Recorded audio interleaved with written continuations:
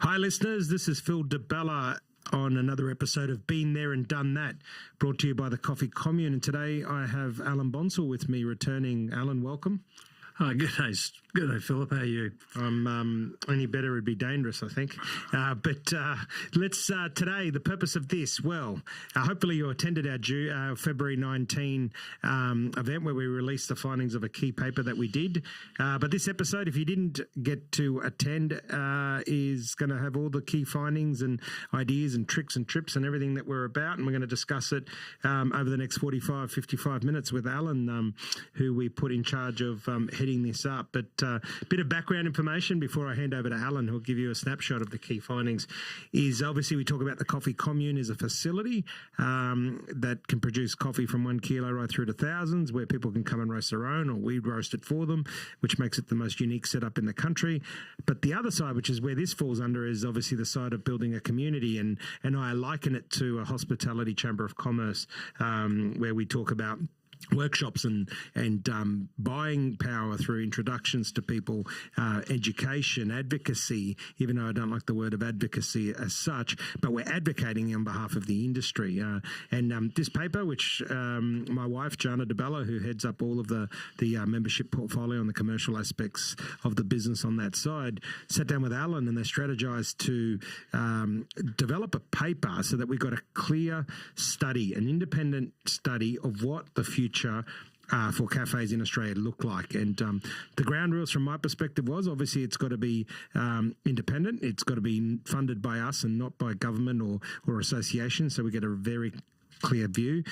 We had to go Australia-wide, so we get a really, really good snapshot of what the industry is doing and where it's going. And then for me, it's all about key fundamentals. And those that know me, it's all about black and white. See it, say it, none of this talking in circles and riddles.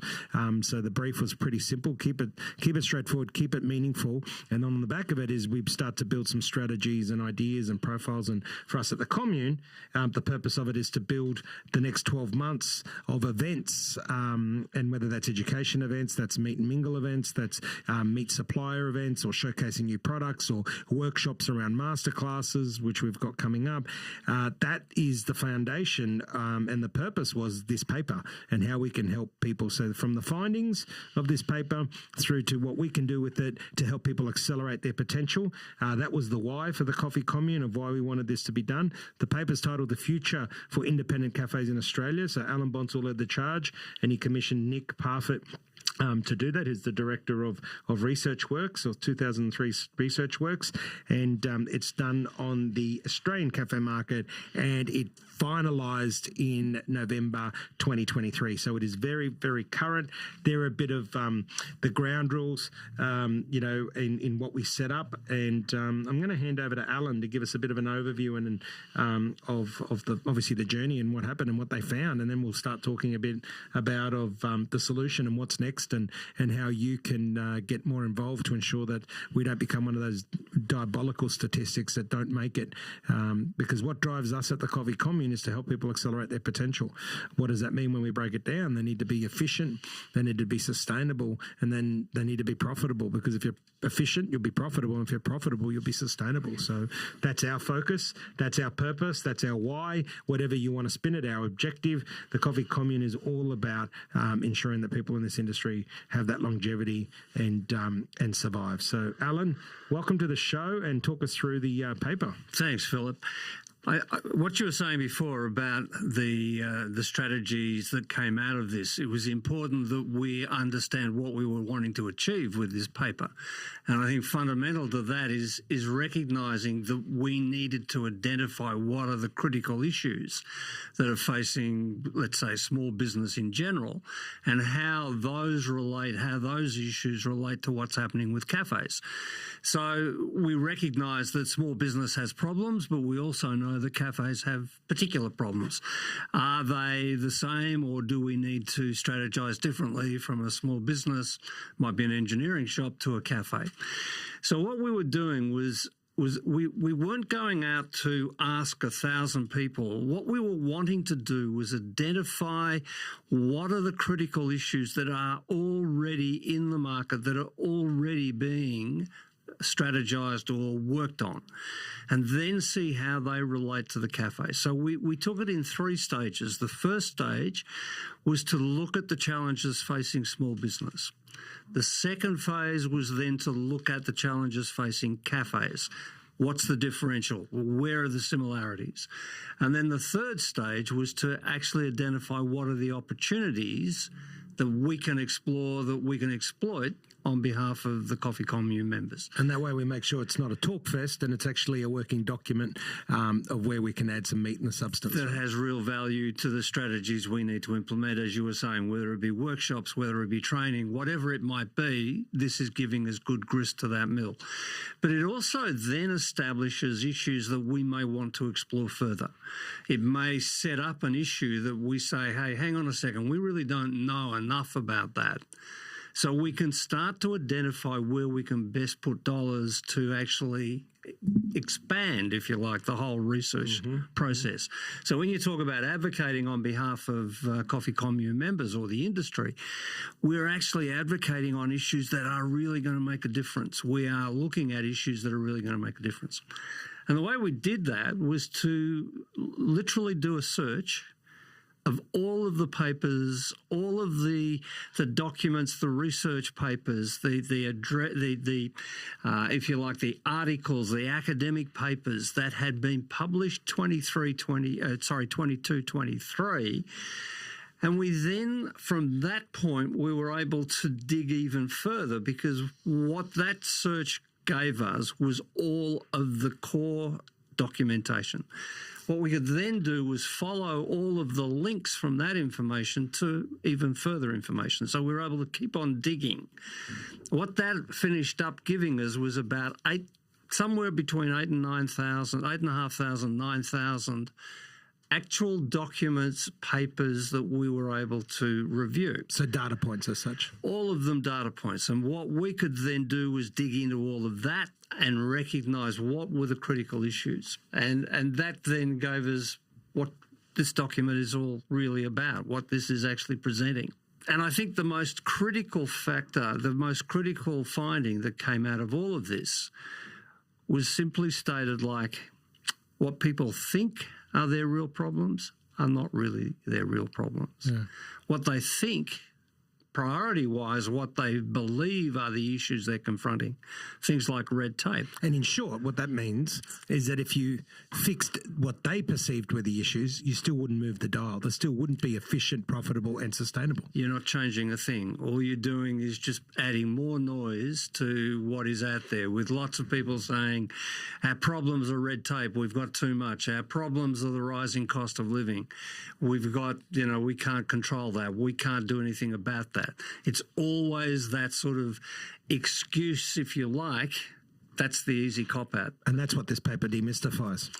I believe so, and I really do believe it gives us a lot of what we've been talking about for a long time in terms of where the real issues are. And to my way of thinking, what this paper tells us is that the real issues are in the inability of so many small business operators to actually create customers, to actually know how to build their customer base.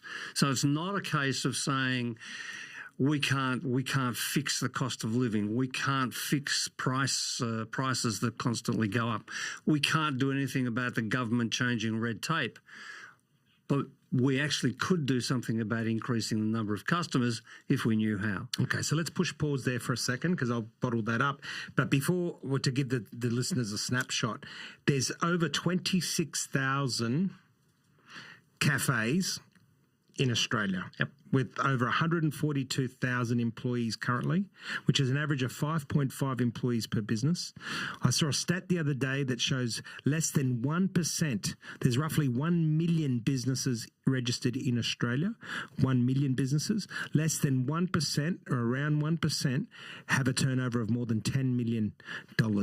Therefore, the adage to that whole saying, and people might not understand, that small business is the backbone of this country, and that the numbers don't lie and show the importance of exactly what you've done with the paper and what we've done and what we're doing at the Coffee Commune, just to set that landscape. And that's just the cafes, but 1 million businesses registered in this country, which shows that we're quite entrepreneurial, quite spirited, and have a go mentality, right?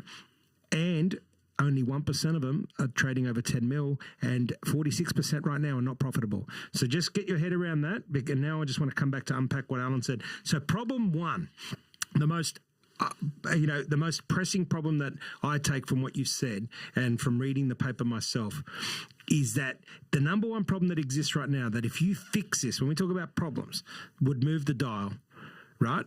In my words, would be that operators need to learn how to operate their business better. Yep. That we've come from an era of people being able to fall into business because pre-COVID, we had a good runway of a good decade where low interest rates, cheap money, most people were busy, everyone was out there. There was no major world events that changed the dial, especially not like COVID. And everyone, and I look at our industry, about 60 to 70% of it has only been in business under the last 10 to 12 years. So most of them have not experienced hard times. So is it fair to say the number one problem is bottled up as the problem is lack of knowledge, lack of ability, whatever it is currently to operate a business. Yep. So shorten it even further. We need to be teaching people how to operate a business better. Yep, absolutely. And you've hit the nail right on the head. What we have in this country, so let's just put some facts out there as you have already done, but let's talk about small business. What the ABS, or the Australian Bureau of Stats, and the tax office call small to medium-sized business is any business with less than 19 employees. So anything, that's small. Anything over 19, so 20 plus, anywhere between 20 and 100 employees is classified as medium. Small business, which is where every single one of the cafes that we're talking about, every single one of those sits in that bracket, which is classified as small business, under 19 employees. Now, the majority of people who set up a small business do so because they are very, very good at something. Whatever that something is, it might be an auto mechanic, it could be any number of things, but they are very, very good. They're very talented, and they are better than the competition. What happens in small business, though, is once you remove that person from their core skills. So every time you employ somebody, you are actually moving one step further away from what your core skill sets are. Now, this is not something new. This is Harvard Business School have been plotting this for a long, long time. And what it shows is that every step you take to grow, you're actually moving yourself away from the skills that you have. So unless you are upskilling yourself, unless you are constantly recognizing the business skills that you need. As you rightly say, this is not about standing still. This is about how you grow the business. But the majority of people who go into small business don't have those skill sets. They haven't run a business before. Many people are setting up businesses as an alternative to employment. Particularly after COVID, so many people have set up a business. That's complicated by the fact that since COVID, the number of cafes, the number of people setting up a business has just gone through the roof. It has escalated beyond all measure. And again, not all of them, and most of them don't have the skill set to operate the business. Don't have the skill sets. And just because you're a technical, and I always said this, just because you're a great chef doesn't mean you can run a restaurant.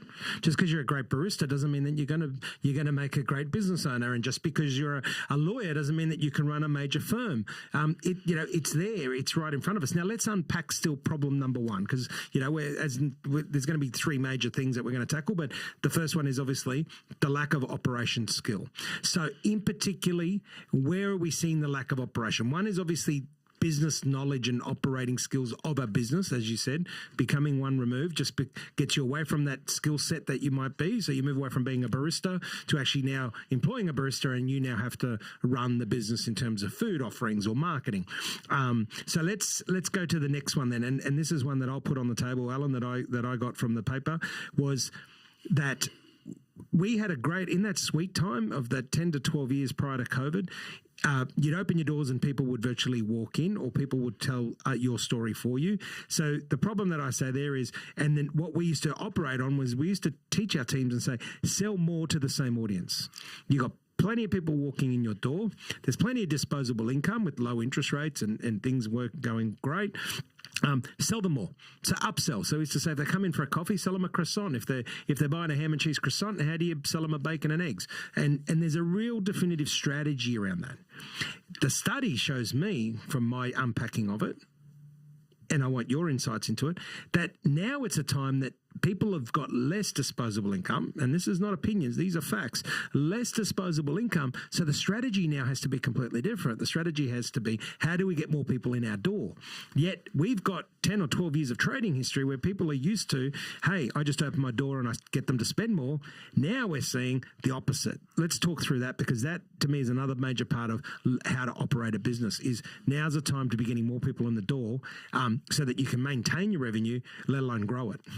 No question at all that the number of cafes opening post-COVID has increased dramatically, but the number of customers coming to those cafes has actually declined.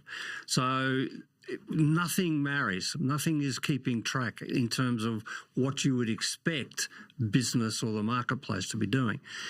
So when we have a situation where the number of customers is falling, absolutely what you're saying, we have to then drag more customers into the business. But the fundamental of creating customers, of building customers, are market skills that the majority of people never get when they're working in their own profession or in their own business, or what their own skill set. So what we've really got to firstly recognise is that if you don't have a clear appreciation of how to build a brand, how to differentiate that business from everybody near you, and let's not kid ourselves, the volume of cafes now operating in this state and across the country means that you have more competition than you've probably ever had to confront before. Not just on your street, the next street, on every corner. There's going to be somebody competing with you. If you don't understand your brand, if you don't understand what differentiates you, what is going to be the value that your customer wants from you as a different place to experience, or a better place to experience, you're not going to have those extra customers coming in the door. So as you rightly say, cost of living is increasing exponentially. People can't have the dollars that they had pre-COVID. They just don't have that available disposable funding. So if we're not smart, if we're not market smart, we're not going to get there. Yeah. So the first thing we have to understand, I believe, is that you've got to plan from the outside in. We've talked about this in so many times, in so many different forums. If you start planning from the outside in, what you're doing is you're planning from a customer perspective. You're understanding what that customer wants, what that customer needs, how that customer views you or doesn't view you, and what you have to do to change that current perception. Now, the majority of people don't have that skill set. They don't understand the differential, because most people are planning from a product point of view. Yeah. So we have a product. It's a cafe. It has a coffee machine. It has food. What then can make the difference between what you are doing and what somebody down the street is doing? Yeah. That to me is the first skill that we have to get people to understand. Yeah, and that's why we bottle it up as a skill shortage. And we're going to talk about some solutions in a minute. But the summary of what Alan's saying is a model that I've implemented in 22 years of owning businesses all over the world, in small and some medium and some extremely large, like your Di Bella Coffee and now your Coffee Commune. Is step one is, what problem am I solving? So I see cafes coming to me. In 2023, last year, part of our success, when I say we had a successful year, was I would have deterred about 50 operators from opening a cafe, and 48 of them probably would have gone broke, which is to me a success, because that's 48 or 50 people now that didn't lose their money. Why? Because when they came to me and I said to them, step one is, what problem do you solve? They weren't solving a problem. And that means from the customer, from the outside in of what Alan's talking about. They might have been solving their income, or they're supercharging their income, or thinking they're going to, or they're getting a better lifestyle. They're thinking they're getting a better lifestyle. Everything came from what Alan was saying. The problem they were actually solving was their problem, but they're not putting money in their own pocket. What problem are you going to solve for your customer? And we're talking specific hospitality, but this is any business model I found. So key takeaway from this, step one, what problem do I solve from a customer's perspective? Are you going to be paleo rich? Are you going to be vegan? Are you sourcing your products from only a 100-kilometre radius? Are you only using local business owners to boost up your business? What is the problem you're actually going to solve? Step two is what makes you more relevant than anybody else, because unlike somewhere like Italy, before you get a permit to open a cafe, they will not give you a permit next to another cafe if that cafe is empty. If they're busy and overflowing, they will grant a permit. So they regulate to a certain extent of how many businesses open in a certain district so that they're not setting people up for failure. However, in Australia, we don't have that luxury. You can have a street with 24 cafes on it. So my go-to number two, I say to people, is if you closed your doors today, where would your customers go tomorrow? And have a think about that. And again, this relates to any business, not just a cafe.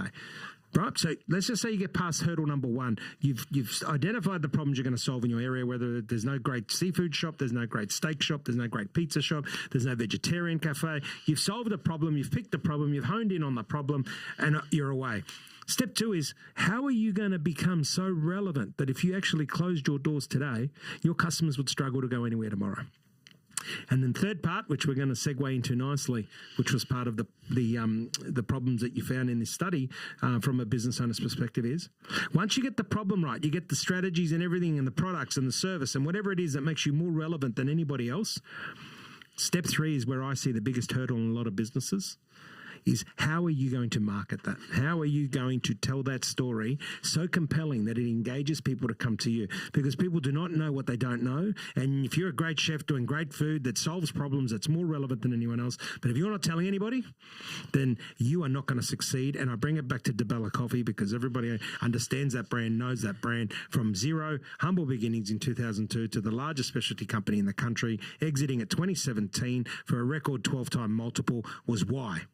Because that was the model that I used. We did not solve the problem of coffee. We helped cafe owners make money. We built systems, processes, strategies, service capabilities so good that we didn't operate. Our tagline was, and we registered the words, it's not just a bag of beans. 2,000 companies are selling beans. We're selling service. We're helping cafe owners make money. We built systems and processes in place so relevant that if we closed down, people would have to go back to just choosing a bag of beans from somebody else. They wouldn't get everything else with it. And then what we did, I think, better than anybody else that really accelerated our growth was we told the story. We were marketing animals. We were savvy. We didn't talk bullshit. We talked real stuff, but we marketed sharper, crisper, clearer than anyone else. And the byproduct of all that was we became the biggest and we scaled. And I just want to use that tangible experience.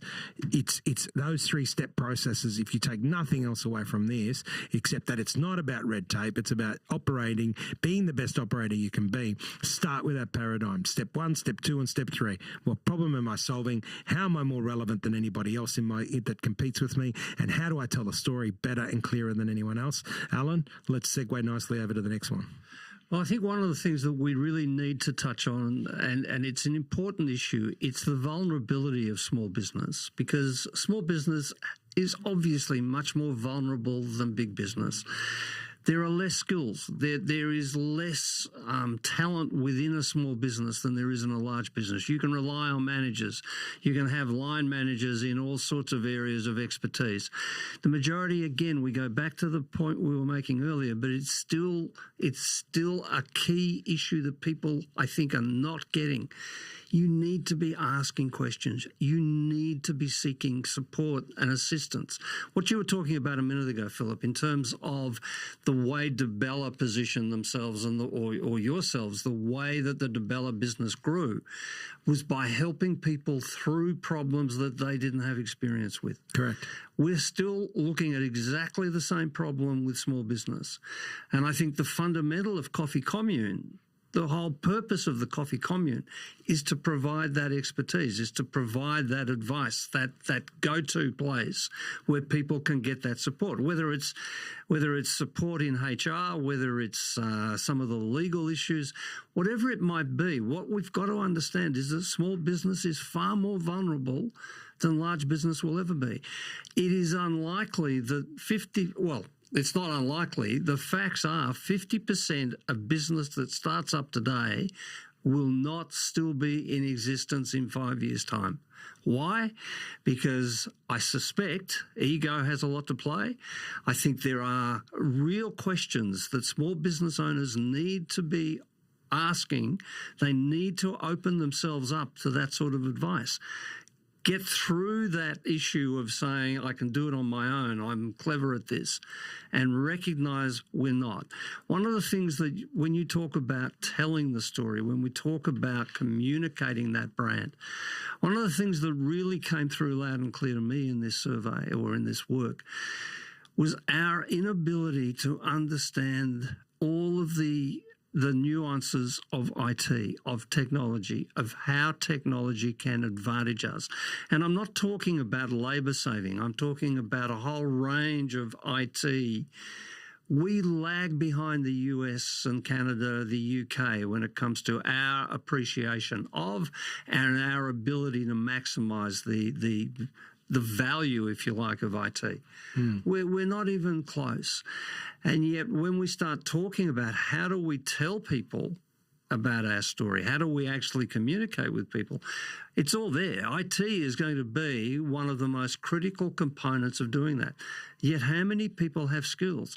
We're talking about the average age of cafe owners in this country in excess of 50. They're not IT savvy. They're not people who are clever in that space. So again, what are they doing? Are they asking questions? Are they looking for help? Yeah. Or are they just blindly falling into AI? And that's where you can start to see, guys, it all starts with the operating skills. And the next one, if we put it, is brand and storytelling, is the lack of skills and focus and use of tools is a good way to summarize it, of creating brand or understanding brand, but more importantly, telling your story. And, brand, I always say, is what people say about you when you're not in the room. And one of the key ways to storytelling is to have other people tell your story for you. But what messages are you bottling up? What key takeaway grabs, whatever you want to call it, are you giving your customers, and what opportunity or incentive are you giving them to tell other people about the great work that you do? So, that's obviously finding key number two from my perspective. First one's the operating skills. The second one was the inability for people to tell the brand or storytell what actually makes them, what problems they solve and what relevant they have in the market. What it again highlights, and I think, again, we've talked about this in so many different forums, what it highlights to me is the lack of understanding that most small business operators have of their customers. So you were talking earlier about customer needs. You were talking about how you differentiate. People don't even know how to go and ask customers what they need, how they want things presented. So again, what we're talking about when you look at the brand, the successful operator is going to be the person who understands their customer better than the competition. Guaranteed. But understanding the customer is not just what age they are, what demographic. Understanding the customer is about what's going on inside their head relative to what you're offering. How do you understand that? And again, what we have with IT is the facility to understand that better than we've ever had before. So again, I think what this paper is reinforcing in my mind are those things that we have recognised from a brand perspective, from a customer need perspective, reinforcing the inability or the lack of understanding from the small business operator as to the importance of those things, as to how critical they are in driving a successful business. Well, what was scary for me, Alan, is the study found over 70% of small businesses don't have a formal marketing plan. Yep. Which is just crazy. They say things like lack of time, lack of funds to invest, or the owner may be too close to the subject and doesn't see it through the eyes of the customer, which is resonating constantly. And I've always built my business around that. You build it from the outside in, not from the the inside out, and they're not grabbing the tools at their disposal. I mean, we've got some great members here at the Commune like Payzo and Restoke, and these are all solutions and digital technologies that help you in your business, whether it's reading your budget, telling you real life data about where your costs are, what does it cost you to build a recipe. These are things that we have access to here at the Commune, and part of why, and people are going to say, is it drumming up the Commune? Well, no, that's why I built the Commune. Was on the back of providing solutions to these problems, and we're going to talk more about it after, specifically through workshops and all through different stuff. But a big one is through our membership base. People that have partnered here help you solve problems, and we've got tools in place, especially around the brand and the storytelling. Again, we'll talk about that after. Let's segue into the next one, Alan, which is what people, was the second most blamed, is costs. Now, this is the first time I've been in hospitality for 34 years, and I went into business on my own 22 years ago. This is the first time in my history in hospitality that I've seen every single good and service go up at the same time. Let's be clear about that, which again, you'll see how these all cascade to each other and create a tsunami, not a waterfall. So if this is the first time in 34 years that I've seen everything go up at the same time, there's never been a more important time to actually be an exceptional operator of skills. And the last time that I saw tough times was around just post GFC, around the aftermath of GFC for our industry was around 2009, 2010. Yep. And that was the interest rates shot up. The dollar dropped down dramatically. We had that beautiful parity period and it dropped down to 70 cents, which is a 30% cut straight away when you're importing products. And we're a country of imports, let's face it. Interest rates were okay, but there was a lot of changes around, and there was a staff shortage as well with people moving around. And that was the last time that I can predict a tough time. And this one's tougher again because of your COVID and the aftermath of that and the cost of money. But more in particularly, the third part of this study found that all costs have gone up at the same time. Let's talk us through that part. Well, again, I think cost is an issue that we really don't manage our way through operational costs. Again, what I think happens, and I think this paper reinforces that, is that we're too locked into many of the traditional thoughts, many of the ways that we did things. So we're trying to solve problems the way we might have solved it 5, 10 years ago. And it's no longer, that's not an efficient answer. And when you look again at the Coffee Commune members, or you look at some of the partners, what you recognise is that the thinking that's going on, the solutions that are being discovered and worked on, it is no longer an efficient operation that is trying to manage process the way that we've always managed process. Yeah, correct. We have got to start being more creative. We've got to start looking for better ways to do things. Yeah. This is not about trying to find a cheaper product. This is about finding a more efficient way of doing something. Yeah, I agree with that. And I'll give you an example. The other day I was talking to one of our members who's got 2 cafes, and they said, people they don't look now at the traditional numbers, 30% cost of 30% wages. And if you probably, scary thing is if you go on the ATO website guidelines, they've probably got the same, I hope I'm wrong, they're probably still quoting the old figures. But to give you an example, it used to be 35% wages, it used to be 25% cost of goods, 10% GST, utilities was something you paid, you didn't budget for. Now it's, a good 5 to 8% of your you've got to allow for it, and you start to see that we're running out of percentages. However, I can't tell you of anyone that I know, and I know plenty of businesses, and I'm talking in the thousands across Australia, that are running 30 or 35% wages in hospitality. The average right now is sitting at around 45%.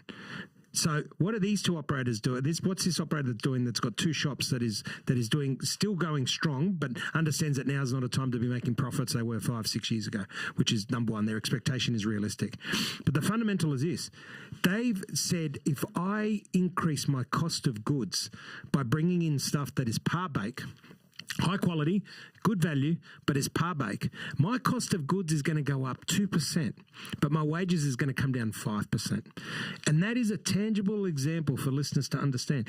They're not running, to Alan's point, business the way they used to run it 5-6 years ago, which was try and get to 35% wages, try and run at 20%, cost of goods. They've now gone, hang on, I'm okay with paying 2, 3 or 4% more for my cost of goods if it moves the dial on my wages. This is what I call, and these boys have been in business for 20 years. There you go. They started in 2004. 20 years. They've had they've got 2 cafes, and number one point to take out is that they're realistic about what they're doing. They're still making a bit of profit, to call it 5 or 6%, but they're not expecting 15% profit because now's not the time for that. But more importantly, these guys have said costs have gone up for everybody. This is now a time for me to kick in and be an operator and really understand on how I can move the dial. So don't run the businesses like you did 5-10 years ago, which is Alan's point. And here's an example of how, because otherwise these boys they'd be treading water because you can't get your labour down under 40% without doing something that moves the dial with your cost of goods or your ingredients, and electricity and gas. Sorry, you can't do anything about that. They're not in our control. You can't do anything about GST. The 2 areas that you can really move the dial is wages or cost of goods, and then some have got flexibility in rent. So these is just some snapshots and examples of, one, on how the Coffee Commune helps its members, but 2, things to be across that this study came out of. So remember that, and I want to reiterate that point, especially in hospitality. Your labour, your cost of goods and your rent are the only flexible things that you can play with. You can't play with your utilities because you don't control them and you don't control the GST component. So start to learn and get around and understand those concepts because you'll start to see how everything flows because the costs have gone up for everybody. There's an underpinning thought, I think, not only in this paper, but in everything you've been talking about, comments that I've been making, and it's about trust. I think there is a real issue in particularly in small business, and one of the reasons why small business is vulnerable. Again, we go back to that idea that there are limited skills within small business because we only have ourselves, a couple of people, whatever it might be. It is all too easy to work in the business as opposed to on the business. It's the oldest saying in the book, but it's one that still resonates. Yeah. It's still there. If you've got your hands around a coffee cup or if you're working the coffee machine, you are not doing yourself any favours in terms of how to think outside that square, how to create opportunities. And the one thing I would add to what Philip's saying is I think there are some areas where you have to trust, because if you trust people to give you the right advice, there are savings to be made around IT. There are savings to be made around how you tell the story. There are savings to be made around energy and power, but they're not in terms of cutting your bill. They're in terms of thinking smarter and thinking outside the square so you're finding better solutions for what you're doing. Correct. And one of the things we're trying to do there at the Commune, as you know, is part of the buying group, right? We bring on partners and as members, and we say to them, we don't want kickbacks, we don't want shares of your business. They pay us a membership per year to get in front of people. And we've brought people in like that, lawyers, accountants, insurance brokers, people like Paizo, Restoke, Mulaney Dairy, all sorts of stuff, people that supply fruit and veggies like Big Michael's. And what we do with that is we're trying to create the community, or we have, not trying to now, 3 years in, we've created a community where we want suppliers to look after the customers, and that's our strategy at the Commune, to help people with their increased costs. But the biggest problem we're faced here, Alan, is that people say, I don't have the time to come to an event, or I don't have the time to research a new supplier, or I don't have the time. Well, you better make the time, because you might have a lot more time on your hands than what you think when your business goes broke. And sorry, but I've got to hit people between the eyes sometimes and say, guys, what you say you don't have time to do, it's like being overweight and saying I want to get healthy, but I don't have time to go to the gym. Then that sounds, people go, well, that's a pretty stupid example. No, it's not, because I was one of those people. I want to lose weight, but I'm not making the time to make sure that I am getting healthy, right? How many people are complaining about their costs? They're complaining about things. I don't have the skills. I don't have the time. But then it comes back to, I don't have the time. You better make the time. Make the time, or you'll have more time on your hands than you bargained for, and unfortunately, with no money in your bank account. Now's not a time for excuses. It's a time to get going. And it's time for people like myself, hate it, love it, You choose. I'm not here to be loved. I'm here to try and help people be better tomorrow than today, right? My mandate is not, Phil, Mr. Popularity, love me. My mandate is, how am I helping you accelerate your potential? And part of that is we've got to tell people what they need to hear, whether it's don't open that shop, why the hell are you expanding? Now's not a time for super profits. Be realistic, be real, and come on, let's get through this together with the community. And that's what the Coffee Commune, I can't say it enough. If you don't have the time, make the time, because one thing I say to people is the following, Alan, is that people think that you rub the magic Buddha or you listen to a podcast or you read the book and you're going to be successful. No, there's a step between that, and that is you got to do the work. It's sobering to ask the question, why do 50% of small business fall over within 5 years? Why? And the obvious answer is they're not getting smarter. They're just doing things the way they've always done it. And they expect things to happen, and they're not going to. Correct. So let's recap before we get to the last one. Operating skills. This is all the stuff that came out of the paper that Alan led the charge with.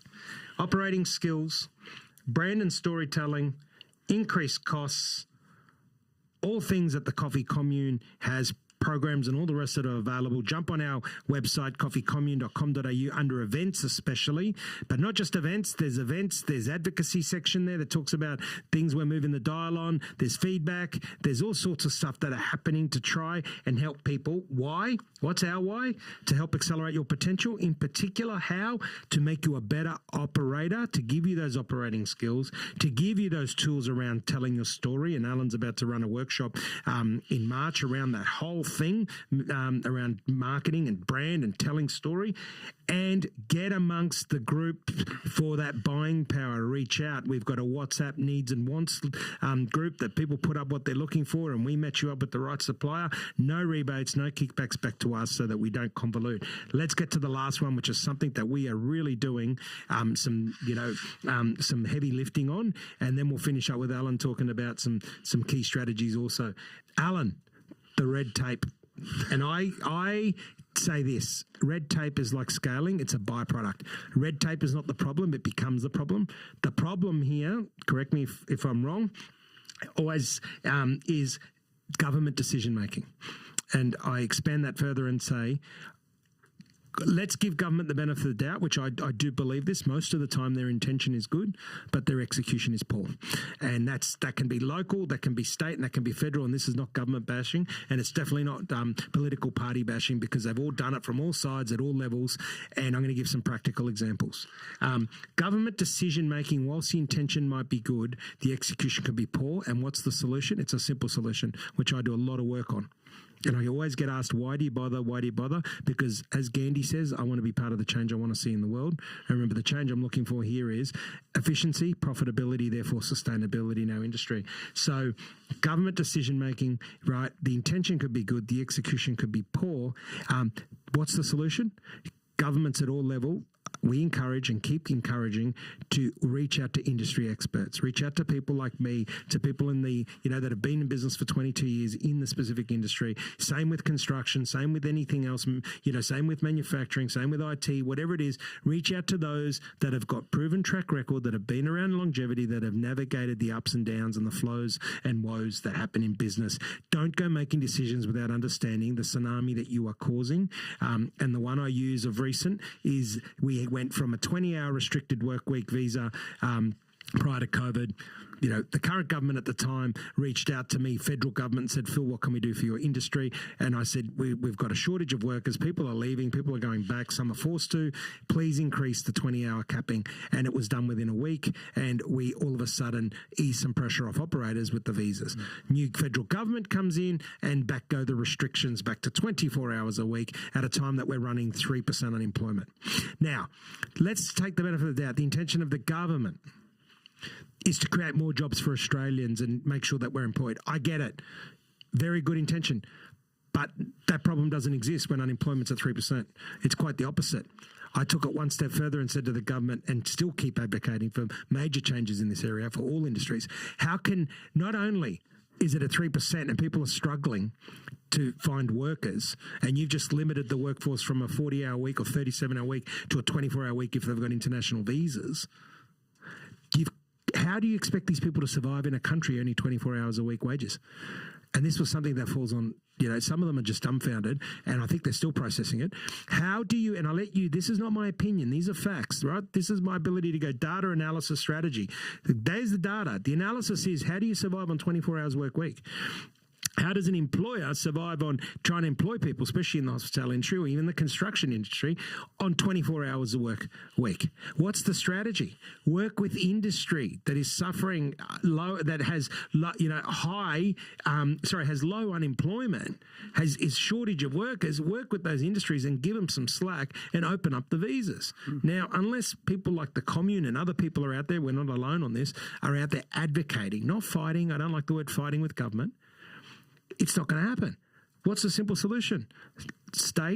Local, state and federal government need to talk to industry experts. And on the positive side, we've got a very active Lord Mayor here in Brisbane, reached out straight away at COVID times, said, what can we do for your industry? We got pressure on costs. We got pressure on getting more people to venues because people aren't out.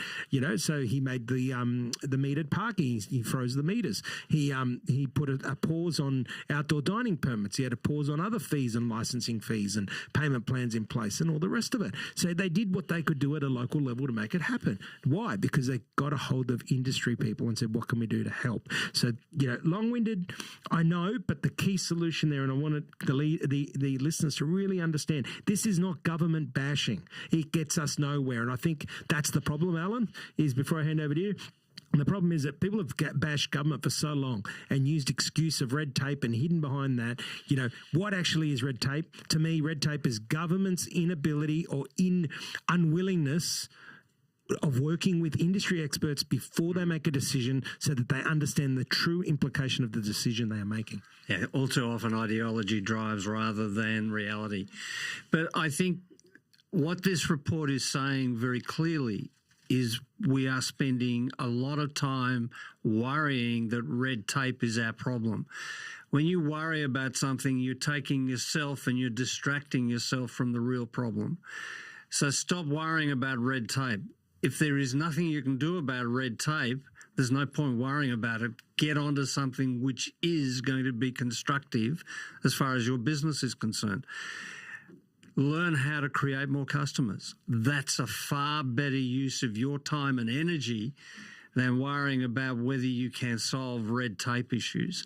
But one of the other things that I want to say here, Phillip, is that what I believe this paper gives us is it identifies for us what we need to be doing next, what we should be looking for to expand this work. Perfect. This is a beginning. I mean, for goodness sake, this is not going to solve all the problems of the world. All it's doing is highlighting for us the issues that we should be focusing on. So let's bring it back to what I talk about. The data part was over 9,000 data points collected. The analysis is what's taken, obviously. It's been done by Nick, by yourself, by myself, by others around, a team of experts that have done the analysis. Now let's talk strategy. What do the strategies need to be, Alan? I think there are a couple of very simple things that we just talked very briefly about. The first is we've got to cultivate customer loyalty. That's absolutely critical. How do we cultivate customer loyalty? We do things that they're looking for us to do, which will differentiate us from somebody else, from the competition down the street. We've got to reach out and attract new customers because we don't have enough of them.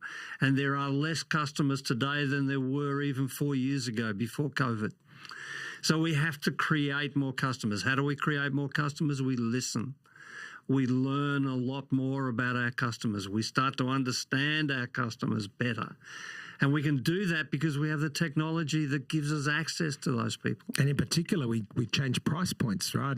On the back of that, as an example, the bacon and egg used to be the number one selling product. It's now the ham and cheese croissant because you're talking a $16 price point down to an $8.50 or $8.90 price point, on the back of what Alan's saying. So therefore, you've got to listen. What you've got to do is listen to your customer, get the information, and then you've got to build your product strategy and your pricing strategy accordingly. Relevant to them.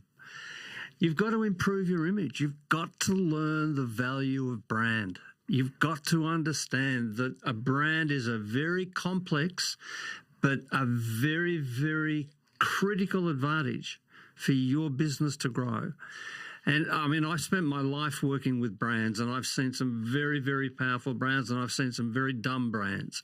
But at the end of the day, it's what the brand does for your business that you're investing in. You've got to increase revenue and owner earnings. There's no question. Everybody has to do that, no matter what the business, no matter where.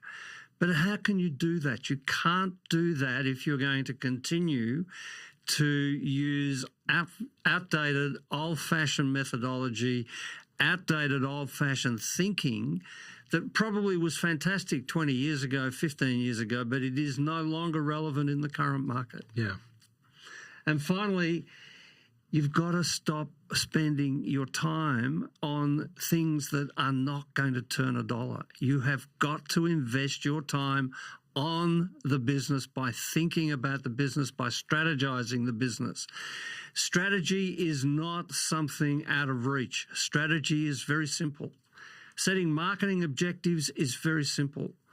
Setting the strategies to achieve those marketing objectives is very straightforward. Come to the workshops that we're running. We'll give you those sorts of ideas. We'll show you how to do that. But that's what you've got to start doing. Yeah. You've got to be thinking outside the square constantly. Again, and if you don't make the time, you're going to have a lot more time that you don't want on your hands with nothing to show for it. And that is not something that we want. It's not what I want at the Coffee Commune. It's not what any decent human wants. And I don't believe it's what the government wants, is people failing. We want people succeeding, thriving, and not just surviving. However, at the moment, a lot of people are just barely surviving. Can I take the time to make this point? And I just want you to put it all together. A great 2 points I want to make, Alan, and I'll hand over to you, is firstly, jump on the website, coffeecommune.com.au. It's the reason we've spent a fortune and still don't make any money, which is fine because I want to run that side of the business like a non-for-profit. The more money it makes, the more we put into programs and systems and education. But get on that website and see what we are doing. What's coming up at the Coffee Commune? We have Alan's workshop, marketing workshop, a 4-hour branding and marketing workshop. We have Jono Dawes, who's now Jono Kotsis, one of the #1 visual merchandisers in this country, speaking at a breakfast that you need to be across. You know, we have other events coming up, the 4 pillars of marketing in your small business with Lisa Burke. We have that many different events. And what we've done with our events is, you know, Q1 of this calendar year is all about marketing and branding. Q2 will be about business performance.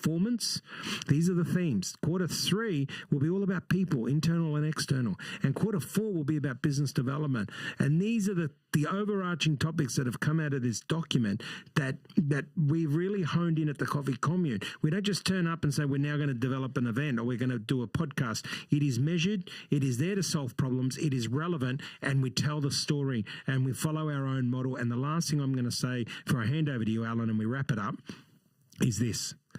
What my analogy of this whole thing we're doing, whether it's this podcast, this paper, the whole Coffee Commune, is, and I push my team about this, and I push anyone we work with like Alan, and Alan's worked with me for over 14, 15 years now, is our responsibility is to put the food on the table like a buffet.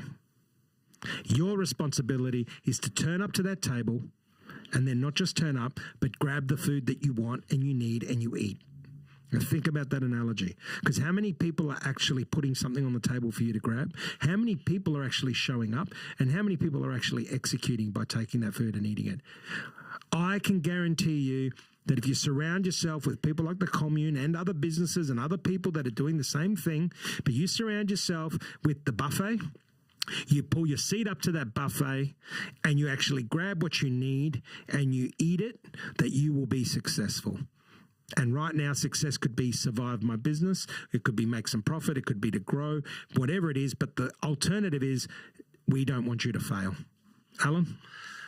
I think the best summary is to recognise that we are blaming the wrong things for why business is not succeeding. And that to me comes out loud and clear in this document, in this report. The workshop that Philip's talking about in a few weeks' time is absolutely about the fundamentals of marketing, but it focuses on how to create customers. It talks about how you need to rethink the way you go about getting more customers in your business. Because fundamentally that is going to make the difference. No price, no cost, sort of cutting, no trying to cut corners. None of that is going to make the difference that creating more customers will make. Yeah, and it's about moving that dial. Alan, fantastic. To the listeners, you obviously got the Been There, Done That episode if you're listening to this. The document itself is and will be on our website, so you'll be able to see it at thecoffeecommune.com.au and see the information that's in it. It's very detailed. It is really, really well laid out with the backstory and the why and the stats and the figures and the keys to survival and customer-focused outcomes, etc., etc. So it's in there. It's a full comprehensive presentation that's been laid out brilliantly. Alan, I thank you. I thank Nick for doing an amazing job. I thank Jana, my wife, who's just exceptional. And I really urge you, you've got to do the work. My closing point is you want to be successful, you've got to do the work. You've been listening to Phil Di Bella and Alan Bonsall. Alan, thank you again. Thanks, Philip. That's great. Been there and done that. Both of us have been there and done that. We want you to be there and do that. And we certainly don't want you to fail. Until next time, go and be the best you can be.